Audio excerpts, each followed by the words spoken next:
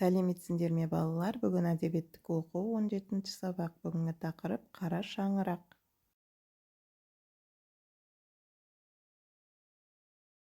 Бүгінгі сабақта өз ойыңды тірек сөздер арқылы білдіресің. Бірінші тапсырма біліп ал. Қазақта кенже ұлға мұра болып қалатын әкенің үйі қасиетті қара шаңырақ, үлкен үй деп аталады. Оған қара шаңырақпен бірге әке шешені бағу, қағу, күту міндеті жүктеледі. Қазақтың этнографиялық энциклопедиясынан. Есіңе сақта, Мәди Айымбетов 1946 жылы туған. Балаларға арнап әңгімелер жазған, Қостанай облысында дүниеге келген, Көлге шомылған ай, тағы басқа кітаптары бар. Қара шаңырақ. Еңісте отырған үш киіз үй біздің ауыл. Ортадағы Сәрсет көкемнің үйі, артезиан құдығы жанындағы оның көмекші шопаны Оршаныкі, ал бергісі біздікі.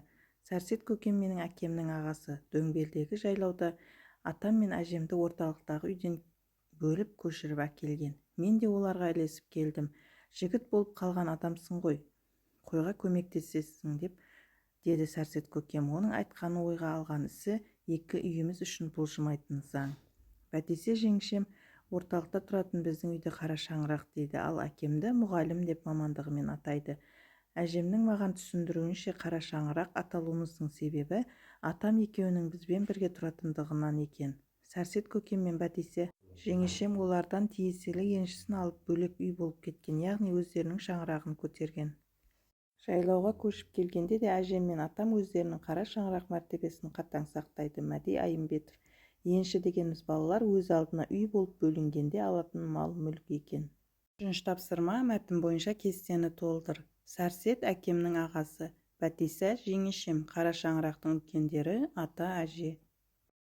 Келесі төртінші тапсырма, қажетті тірек сөздерді қой. Қара шаңырақтың иесі үйдің кенже ұлы. Қара шаңырақты тағы үлкен үй деп те атайды. Қара шаңырақ иесінің міндеті қара шаңырақ мәртебесін сақтау екен балалар. Соңғы бесінші тапсырма, сызбаға сүйен туыс-туғандарыңды ата, қара шаңырақ иесі болса әңгімеле дейді. Мен, менің бауырларым, әкем, әкемнің бауырлары және ата әжем. Мен, анам, анамның бауырлары және нағашы әжем мен нағашы атам. Қара шаңырақ иесі менің әкем, ол атам мен әжемнің үйінде тұрады. Үлкендердің жолын жалғастырып, оларға қамқор болады. Мен болсам әкеме көмектесіп, үй шаруасына атсалысамын. Балалар, бүгінгі сабақ аяқталды. Келесі сабақта кездескенше сау болыңдар. Каналға тіркеліп лайк басуды ұмытпаңдар.